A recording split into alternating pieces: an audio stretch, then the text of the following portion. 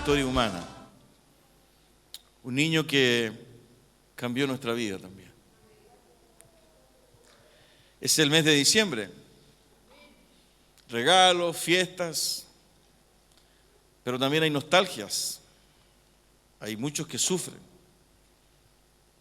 Tal vez más de alguien perdió hace poco a un ser querido y ya no va a estar esta Navidad. O tal vez otros están lejos de su familia. Es una fecha complicada, difícil. El comercio, ¿verdad?, se solaza, profita, ¿verdad?, e intenciona y nos envuelve, ¿verdad?, en una lógica de consumo, de comida, de carrete, en fin, ¿no? Y en medio de todo eso se diluye el sentido, se diluye la esencia de todo esto. El secularismo, ¿verdad?, se las ha ingeniado para neutralizar absolutamente cualquier indicio. Y hay una mezcla de creencias y de símbolos paganos, ¿verdad?, con un Jesús que vino a dar un mensaje de buena voluntad, ¿verdad?, para todos los hombres. Y ese verso se ha encargado precisamente de reducir el gran propósito de la llegada de ese niño a la tierra. Yo quiero invitarlos a que leamos un trozo en Lucas capítulo 2, más o menos extenso, pero hay 2 o 3 cosas que aparecen en ese relato a las cuales me quiero referir yo en algún momento. Lucas capítulo 2, vamos a leer del versículo 8 en adelante.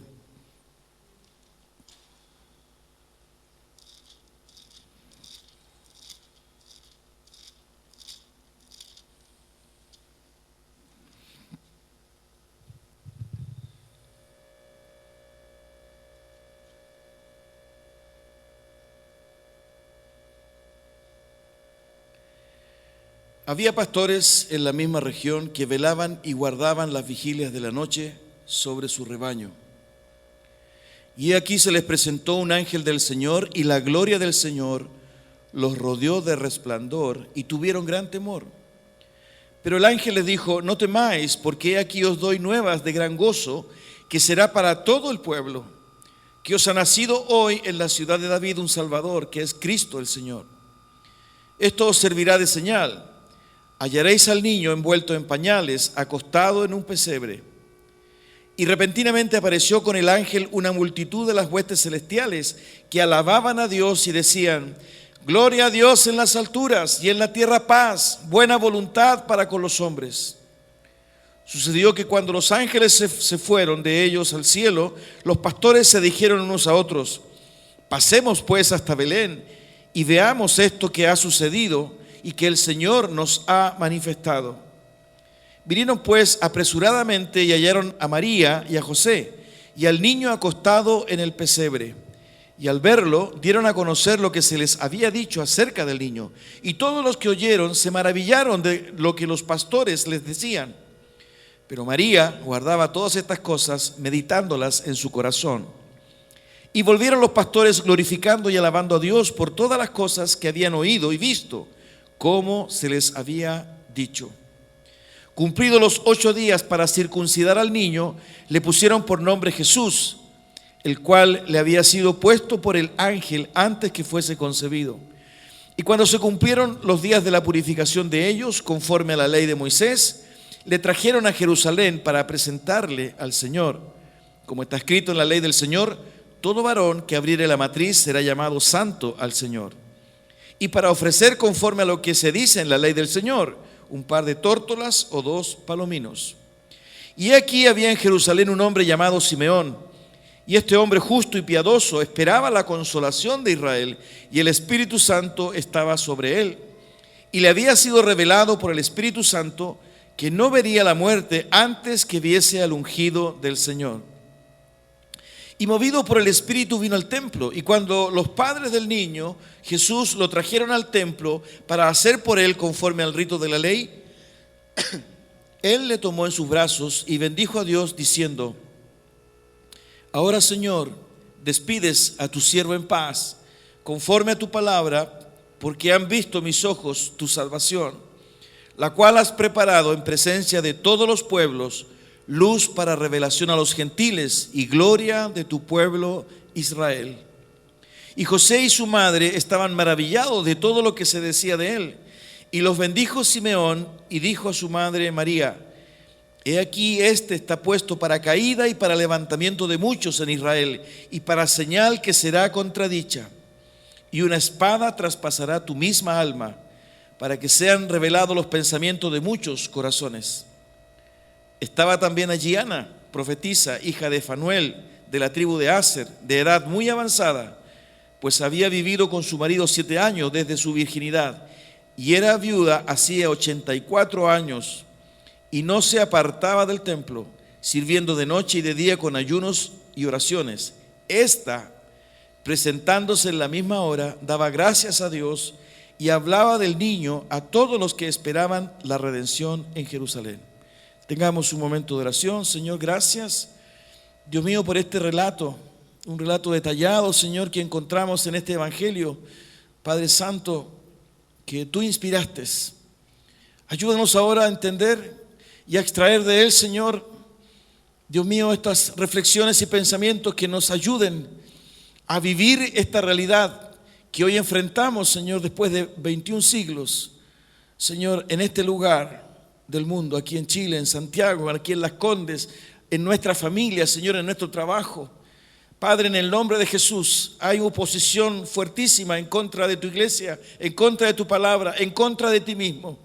Pero tú, Señor, has querido que hoy estemos, los que estamos en este lugar, Señor, sentados, atentos, escuchando, Señor, leyendo y meditando sobre esto. No permitas que nada interrumpa la exposición, Dios mío, el entendimiento, la lectura de esta palabra, porque si tú quisiste que estuviese registrada y revelada hasta este tiempo, es porque aquí hay vida, Señor, para lo que hoy estamos en este lugar. Ayúdanos. Tú sabes en la condición que hemos llegado. Tú sabes lo que hay dentro de nuestro corazón, de nuestros pensamientos. Padre Santo, glorifícate, Señor, en el nombre de Jesús, porque es tu palabra y porque es tu Espíritu Santo y porque es tu iglesia y porque tú eres Dios. Todo es para la gloria y la honra tuya. Gracias, Señor. Nos encomendamos a ti. Oramos en el nombre de Jesús. Amén. Quise leerlo extensamente, queridos, porque es un relato que está en la lógica de este evangelio, Lucas, ¿no? Es un evangelio que está escrito precisamente en el contexto de una investigación que hace el autor. Si usted revisa el capítulo 1 de Lucas, fíjense, en los primeros 4 versículos se plantea precisamente esto que acabo de decir. Puesto que ya muchos han tratado de poner en orden la historia de las cosas que entre nosotros han sido ciertísimas, tal como nos lo enseñaron los que desde el principio lo vieron con sus ojos y fueron ministros de la palabra, me ha parecido también a mí, después de haber investigado, versículo 3, después de haber investigado con diligencia todas las cosas desde su origen, escribírtelas por orden, oh excelentísimo Teófilo, para que conozcas bien la verdad de las cosas en las cuales has sido instruido, ¿no? Y aparece este evangelio detrás de esta investigación. Y por eso que este relato, ¿verdad?, del nacimiento de Jesús es extenso. Y quise tocarlo, ¿verdad?, porque aquí hay una unión y una conjunción de elementos que muestran absolutamente esta particularidad de nuestro Dios, esta característica de nuestro Dios, ¿verdad?, de ser proactivo. Y no solo proactivo, sino que ser protagonista absolutamente de la historia humana. Este Dios al cual yo me he referido tantas veces no es el Dios ajeno, distante, contralor, supervisor, sino que es el Dios presente, absolutamente protagonista de la realidad humana, de la necesidad humana, ¿verdad? Y de esta forma hacerse partícipe con un compromiso profundo, en este caso ni más ni menos que el de su propio Hijo, para cambiar nuestra eternidad. Y por eso, desde esa perspectiva, el primer pensamiento que quiero compartir con ustedes es que este relato, si bien es producto de una investigación, como lo acabo de leer, de alguien riguroso, ¿verdad?, que se encarga de entrevistar y de reunir antecedentes, no obstante ello, ¿verdad?, es un relato que presenta elementos sobrenaturales. Si usted se fija, ¿verdad?, en esta investigación que hace Lucas y en este relato que hace, hay elementos sobrenaturales que precisamente nos muestra que quien estaba conduciendo, quien estaba procurando, quien estaba otorgando las condiciones y dando las condiciones para que ese nacimiento ocurriese, era precisamente Dios mismo. Si usted se fija, ¿verdad?, la aparición a los pastores es sobrenatural. En el versículo 9 dice, y aquí se les presentó un ángel del Señor, y la gloria del Señor los rodeó de resplandor. Y en el versículo 13 dice, y repentinamente apareció con el ángel una multitud de las huestes celestiales que alababan a Dios y decían, gloria a Dios en las alturas y en la tierra paz, buena voluntad para con los hombres. Si usted va al versículo 25, donde aparece este hombre Simeón, si usted le revisa al final del versículo 25 dice, y el Espíritu Santo estaba sobre él. El versículo 26 dice, y le había sido revelado por el Espíritu Santo que no vería la muerte antes que viese al ungido. Versículo 27 dice, y movido por el Espíritu vino al templo. Espíritu Santo, ángeles, promesa cumplida, porque precisamente, ¿verdad?, ese momento estaba anticipado hacían más de 700 años antes. Si usted revisa en su Biblia, ¿verdad?, por ejemplo, en esta profecía en Miqueas capítulo 5, usted se va a encontrar, ¿verdad?, que esta profecía ya estaba pronunciada.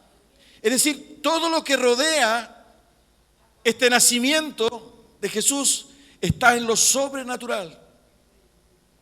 Una mujer virgen que no había conocido varón, el momento en que llegaba, las condiciones en que iban a ser. ¿Y por qué es importante destacar esto? Porque lo que en algunos días más el mundo occidental, yo no quiero entrar en una discusión si es en diciembre o no es diciembre. Los teólogos y estudiosos dicen que no es diciembre. Hay razones por las cuales se hace en diciembre, pero no me voy a referir a eso. Pero lo más probable es que haya sido por ahí por abril o mayo, aproximadamente. No.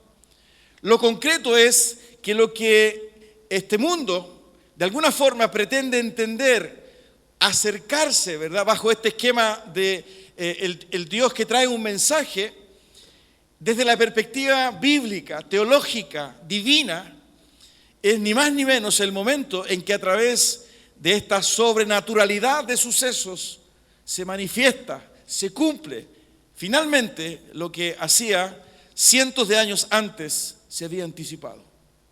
Finalmente el tiempo había llegado.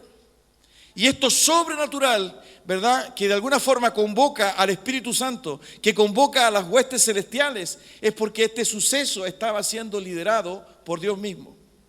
Ese hecho, ¿verdad?, le da una connotación absolutamente distinta, porque no es un tema que pertenezca a una cultura. No es un tema que pertenezca, ¿verdad?, a un pensamiento ideológico, doctrinario, ¿verdad?, filosófico ni social, sino que es un suceso que ocurre en un lugar determinado, en un tiempo determinado, con características sobrenaturales que irrumpen en lo natural de la historia de vida del hombre y de la mujer. Es precisamente esa irrupción de Dios mismo en esta historia humana. ¿Acaso no fue eso lo que ocurrió con su vida cuando Jesucristo se reveló a su corazón? Como decía el hermano Jorge, ¿verdad? ¿En qué condición estábamos? ¿Dónde estaba nuestra vida? ¿Qué es lo que creíamos? ¿Qué es lo que hacíamos? ¿Cómo nos comportábamos? ¿Qué temores habían? ¿Qué desesperanza teníamos? Cuando aparece, ¿verdad?, en nosotros también esta realidad de Dios que irrumpe de manera sobrenatural en nuestra vida, a través de una invitación, a través de un mensaje, a través de una canción, a través de un papelito, a través de una frase, pero irrumpe de manera sobrenatural en nuestra historia de vida, en medio de lo natural que es nuestra vida, la realidad de Dios. Esto es exactamente lo mismo. Aparece, ¿verdad?, esta manifestación, aparece este anuncio, cantan los ángeles, un hombre viejo, ¿verdad?, que ya estaba por partir y que había pedido a Dios ver el cumplimiento, ¿verdad?, de esa profecía, y movido por el Espíritu Santo, ¿verdad?, es capaz de estar en ese momento cuando Jesús es presentado al templo, como lo hicimos hoy día con Sebastián. Pero se interrumpe lo cotidiano, se interrumpe lo habitual, se interrumpe la rutina, se interrumpe, ¿verdad?, el derrotero que probablemente llevaba nuestra vida sin rumbo, sin esperanza, sin destino aparente. Y aparece este Dios. Y aparece en lo sobrenatural. Fíjense que esto que trato de alguna forma de expresarlo, de verbalizarlo, ¿verdad?, para poder compartirlo. Pablo también lo escribió, y lo escribió en Romanos. Si usted revisa el capítulo 3 de Romanos,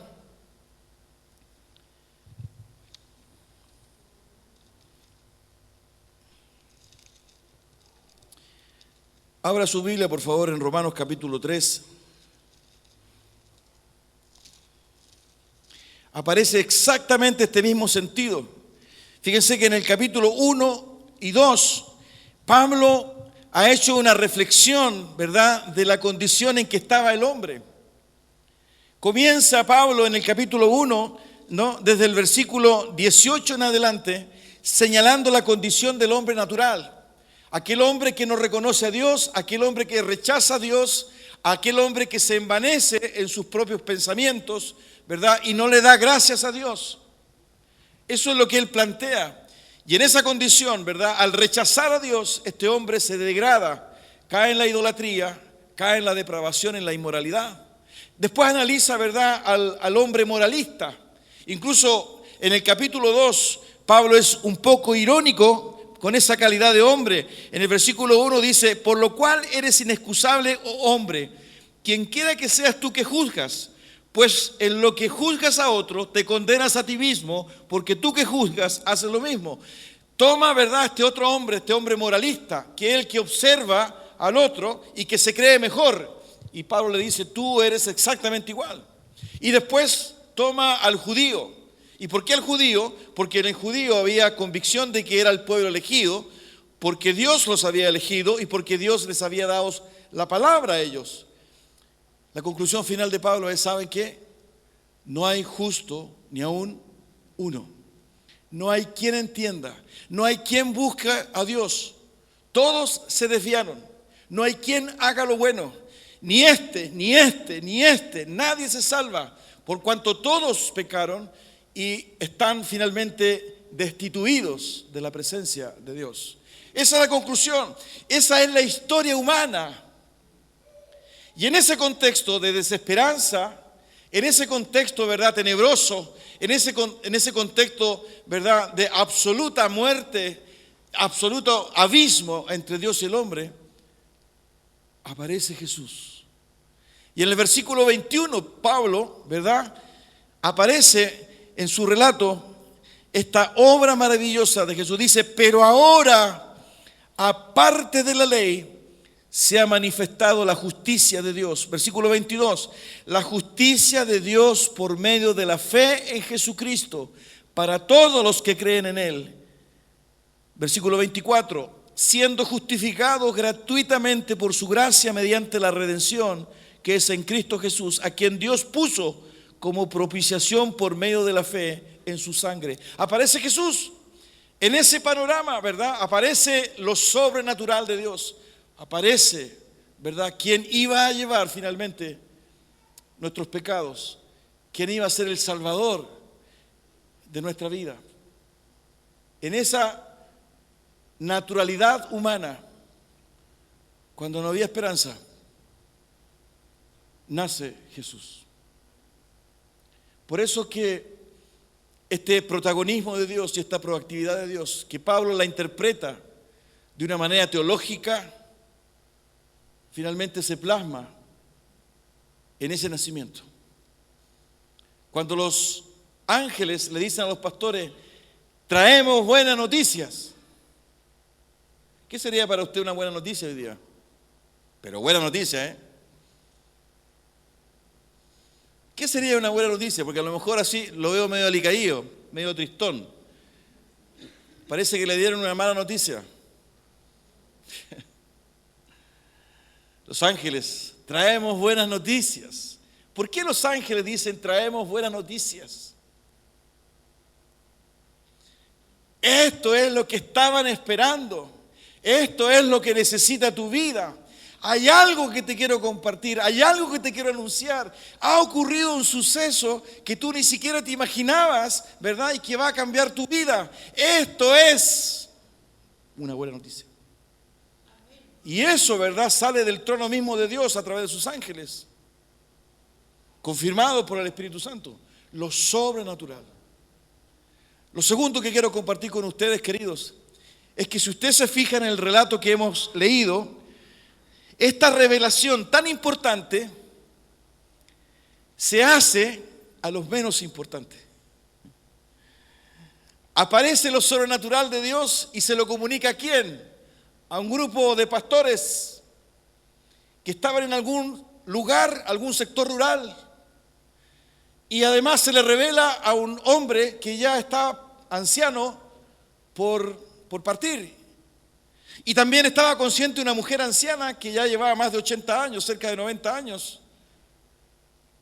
Es decir, esto relevante, esto trascendente, no se le revela, ¿verdad?, a los más influyentes, a los más poderosos. No se revela, ¿verdad?, como un pensamiento en las cátedras de la época, en la academia de la época, en medio de esta élite religiosa, política o económica, sino que se le revela, ¿verdad?, a un grupo, a personas sencillas, frágiles, desconocidas, aparentemente insignificantes, que la sociedad y la cultura de la época no conocía. Uno de los grandes misterios, y no sé si la palabra es misterio, es que este Jesús del cual hoy día nosotros conocemos y los relatos, ¿verdad?, que tienen los evangelios, es el Jesús de la aldea, es el Jesús rural. Jesús comienza, ¿verdad?, su ministerio en Galilea, en Judea, en las aldeas. Y desde las aldeas, ¿verdad?, Él confluye en algunas ocasiones a Jerusalén. Pero no es el Jesús de la academia. Y su anuncio, su llegada, su nacimiento, su venida, tiene esas características.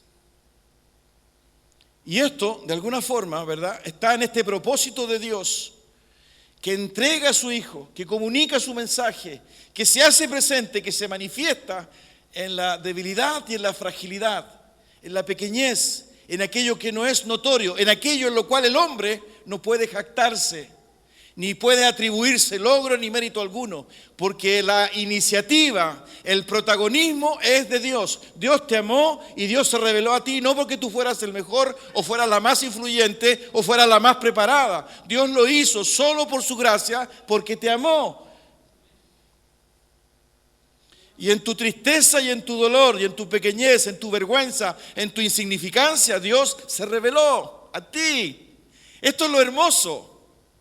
Porque de acuerdo a nuestra lógica humana, ¿verdad?, mensajes importantes, mensajes trascendentes siempre son entregados a los más influyentes, a los que tienen más acceso, a los que tienen más información, a los que están mejor ubicados, a los que hacen lobby, a los pudientes.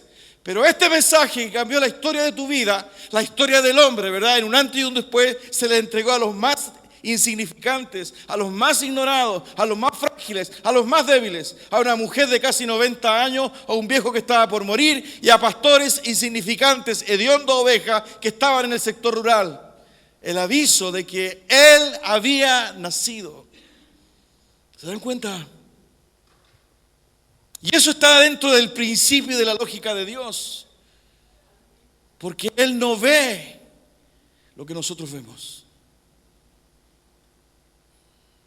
Nosotros de alguna forma, ¿verdad?, clasificamos, postulamos y buscamos esa meritocracia. Lo que Dios ve es nuestra miseria, nuestra pobreza, nuestra fragilidad. Y eso le compadece. La historia siempre ha rechazado a Dios, la historia humana, siempre. No ha habido, ¿verdad?, ninguna civilización que busque, que anhele, porque lo que sucedió en ese huerto contaminó absolutamente el corazón del hombre. Y lo que ha habido permanentemente, ¿verdad?, es un querer ser igual a Dios o ser realmente un Dios. De tal modo, ¿verdad?, que en esa lógica humana, entender, ¿verdad?, que a pesar de eso la gracia de Dios se manifiesta y que llega a la historia del hombre, a pesar de su arrogancia, a pesar de su soberbia, habla de este amor infinito de Dios que se revela en lo frágil. El Salmo 8 dice: de la boca de los niños y de los que maman fundaste la fortaleza. Ese es un principio que se materializa, ¿verdad?, en este relato. Pastores y viejos, perdonen la expresión, no quiero ser nada más descriptivo. No está presente el Sanedrín, no está presente, ¿verdad?, los fariseos, no está presente el rey de Israel, no está presente ¿cuánto se llama?, el gobernador romano, no está presente. Es más, en ese suceso, ¿verdad?, el mundo estaba en otra. Es lo que nos pasó a nosotros cuando Dios llega a nuestra vida y vivimos esta experiencia, ¿verdad? Y queremos comunicarla a otros y los otros no nos entienden. Pero algo ha sucedido, algo estaba pasando, que Dios se revela a estas personas insignificantes. Lo tercero que quería compartir con ustedes, queridos, es que este relato que acabamos de leer ahí en Lucas es un resumen bastante abreviado del propósito de ese nacimiento. Y aquí quiero ser también muy enfático, porque este cristianismo se ha vuelto tan cultural, se ha vuelto tan occidental, se ha vuelto tan social, que como que se ha diluido el propósito de la venida de Jesús. Quise tocar este tema este primer domingo de diciembre para preparar nuestra vida, nuestro corazón, para los próximos días, para que profundamente sepamos lo que ocurrió y por qué ocurrió hace 21 siglos lo que ocurrió. Porque bajo este paraguas, ¿verdad?, de la buena voluntad, este paraguas, ¿verdad?, del mensaje divino, este paraguas, ¿verdad?, de querer Dios manifestar buenos deseos a los seres humanos, se ha diluido absolutamente la esencia del propósito de la llegada de Jesucristo, ¿verdad?, a la tierra. Y en este relato se menciona 2 veces. La primera mención la hacen los mismos ángeles, cuando los ángeles señalan, ¿verdad?, ha nacido hoy un Salvador, que es Cristo. Quien nació en ese pesebre es un Salvador, viene a salvar.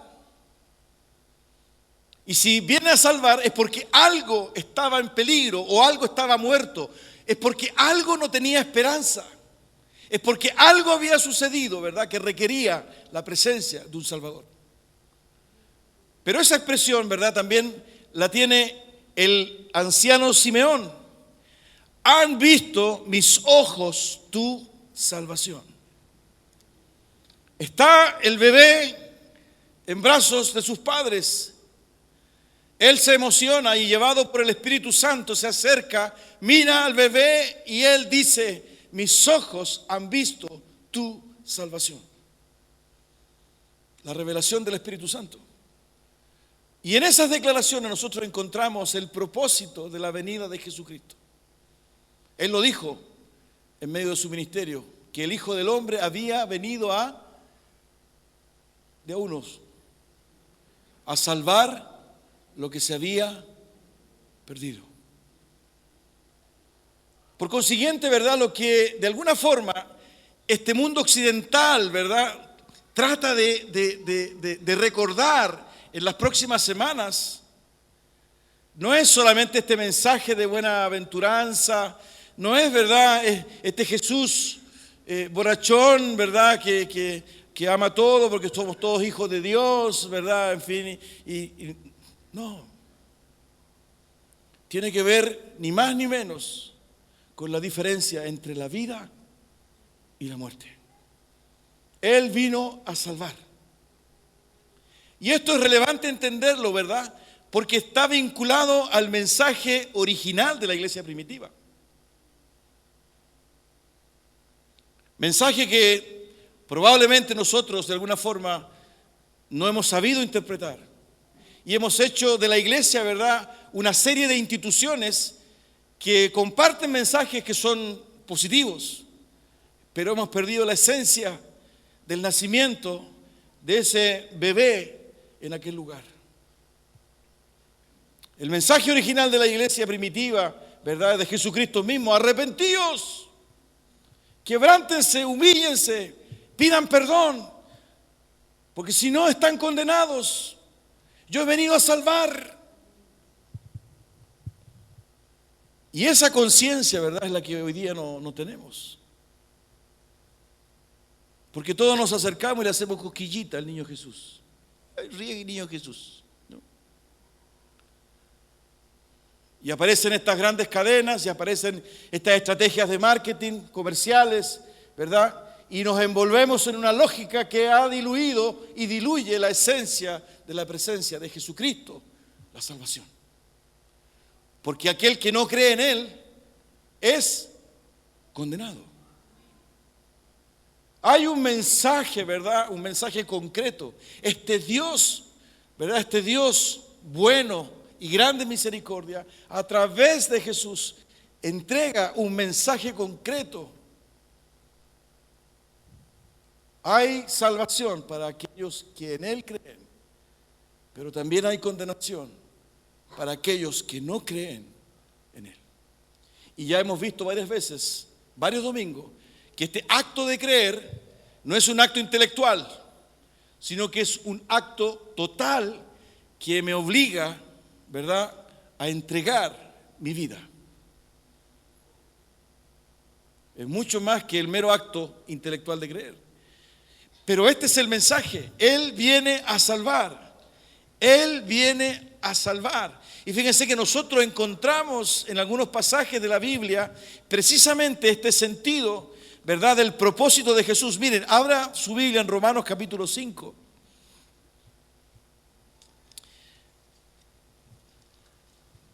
Y les quiero mostrar solamente esto a modo de ejemplo, porque la verdad que si vamos a Hebreos o en Corintios encontramos muchos pasajes, ¿no?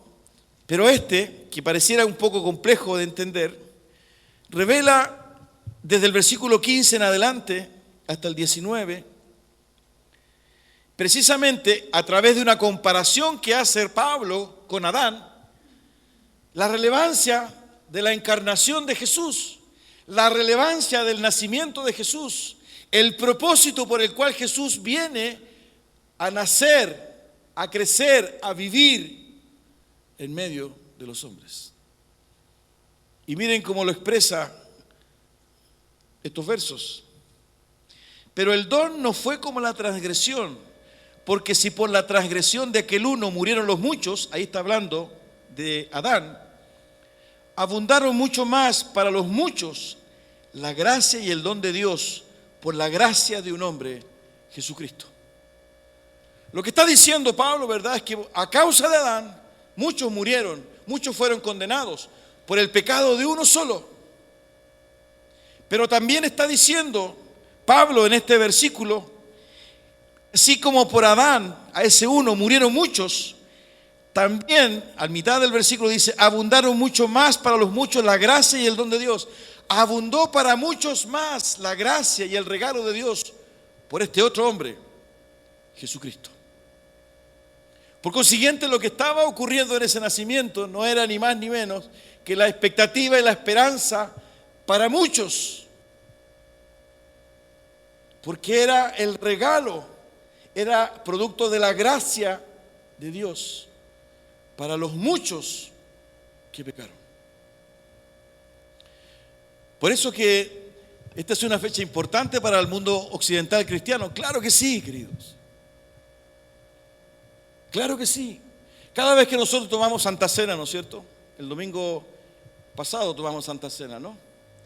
Es un momento intenso, es un momento, ¿verdad?, de comunión colectiva, ¿no?, de coinonía, y nos apartamos y participamos del pan y participamos de la copa. Y entendemos, ¿verdad?, que con ese acto nosotros recordamos la presencia de Jesucristo en nuestras vidas. Y es un acto de gratitud. Con mayor razón, queridos, esta Navidad y la Navidad en sí debiera ser para nosotros motivo de gratitud y de reconocimiento, porque es precisamente el momento en que Jesús o en que Dios irrumpe en la historia humana, precisamente para darnos este regalo de la gracia y del amor, a salvarnos. Esa es la esencia de la Navidad, que está rodeada de tanta cosa, de regalos, de tristezas, de penas, de fiestas. Pero el sentido es otro, queridos. De tal modo que cuando usted en los próximos días comparta ese momento con su familia, o usted se relacione con los amigos y vecinos, podamos darle este sentido profundo. ¿Saben por qué? Porque nosotros en nuestra vida vivimos esa Navidad. Navidad significa nacimiento. Él nació en nosotros. Él nació en nosotros. Por eso que cuando Simeón dice, Él es, y resume de una manera maravillosa este evangelio, porque dice, va a ser luz, luz para los gentiles. Él está hablando, ¿verdad?, de esta experiencia, de quién era de qué lo que era ese bebé. Pero también hay otro personaje, está Ana, ¿no es cierto? ¿Y qué hace Ana? Si usted lee el versículo, que es el último que leímos, hay dos cosas que hace Ana. Agradece. ¿Y qué más? Conversa y comparte con otros. ¿No? Fíjense cómo lo dice el versículo. Vuelva por favor ahí a Lucas. A Lucas capítulo 2.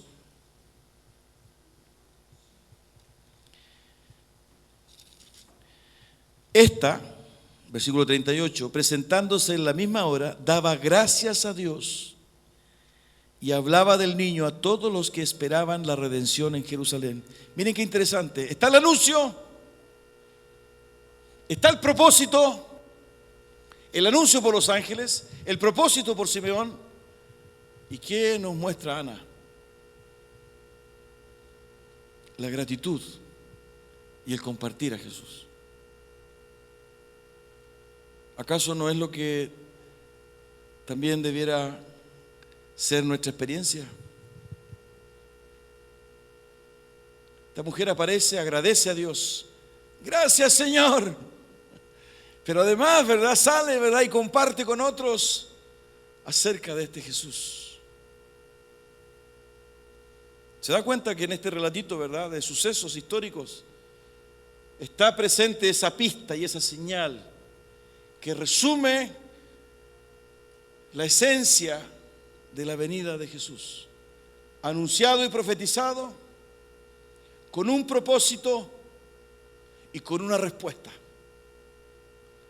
Hoy nosotros, al haber vivido y ser experiencia personal y práctica de ese propósito, por cuanto Él nos salvó y nos dio nueva vida, nuestro comportamiento posterior debe ser el de Ana: gratitud y compartir esta experiencia con otro. Por eso que también es un mes de oportunidad, porque las personas y los vecinos se abren, ¿no? Y están dispuestos al regalito y a la tarjetita, y colocan su adornito, ¿no es cierto? Bueno, usted tome el ejemplo de Ana y aproveche esa instancia para compartir lo que el Señor hizo con su vida. ¿Acaso usted no está agradecido o agradecida de este nacimiento de Jesús en su vida? Aleluya. ¿Es así o no es así? ¿O el calor es tan agobiante que no? Gracias a Dios que así fue. Pero nos queda el compartirlo. Es un buen mes para eso, para compartirlo, ¿no? Tenemos tratados, si usted quiere llevarse también, para compartir. Este es el Jesús que nació en mi vida. Este fue el Jesús que irrumpió en mi historia. Este fue el Jesús que me salvó. Pablo se lo dijo a los hermanos de Éfeso: acuérdense que ustedes estaban muertos en vuestros delitos y pecados, les dijo. No era muy fino, Pablo. Ustedes estaban muertos en vuestros delitos y pecados. Miren, abran Efesios 2 y con esto vamos terminando. En Efesios 2.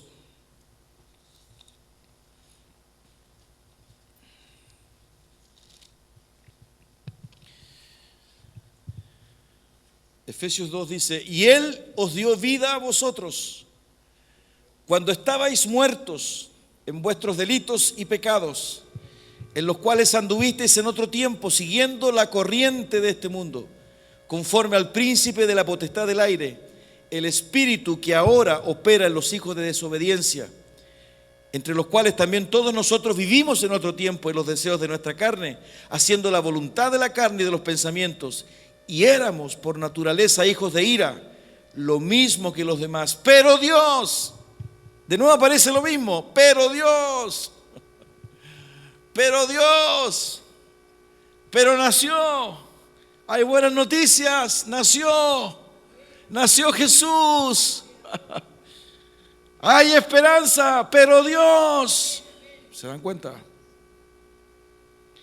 Pero Dios, que es rico en misericordia, por su gran amor con que nos amó, aun estando nosotros muertos en pecado, nos dio vida juntamente con Cristo. Por gracia sois salvos. Pero Dios, ese es el mensaje. La Navidad, ese es el mensaje. Pero Dios. Y si usted mira a su lado, ¿verdad? Se necesita compartir este mensaje.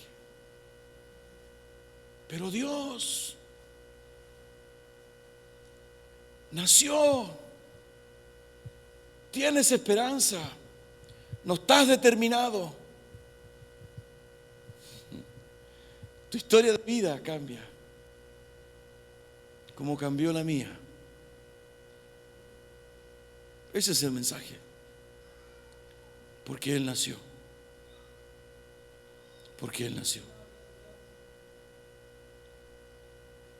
Y ya que hay un lenguaje que no entendemos más, es la oferta. ¿Te entiende ese lenguaje, no? Pero no es la baratija. No es la baratija, sino que es la gracia de Dios. Lo más preciado que tenía. Su propio Hijo. Hijo que, semejante a Dios, que se despoja de su gloria y se humilla y se entrega y se brinda. Ese es el regalo. Por esa entrega, hoy día nosotros tenemos nueva vida. Aleluya. Y esperanza. Y por eso mi hermano Jorge, ¿verdad?, nos animaba a cantar y nos hablaba de la libertad por ese nacimiento. Aleluya. Y ese nacimiento cambió para siempre nuestra eternidad, para siempre.